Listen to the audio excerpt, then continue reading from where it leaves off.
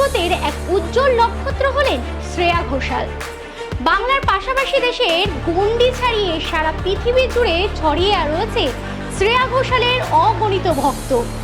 8 থেকে 80 সকলেই মন্ত্রমুগ্ধ মতো শোনেন শ্রেয়া ঘোষালের গান।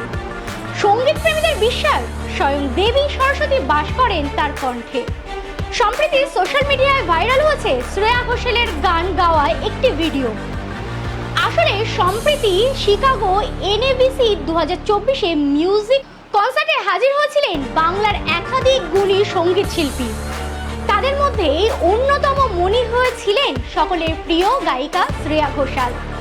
এদিন অনুষ্ঠানে উপস্থিত অন্যান্য তারকারা হিন্দি গান শোনালেন। এদিন শ্রেয়া ঘোষালের গলায় শোনা গিয়েছিল শুধুই বাংলা গান।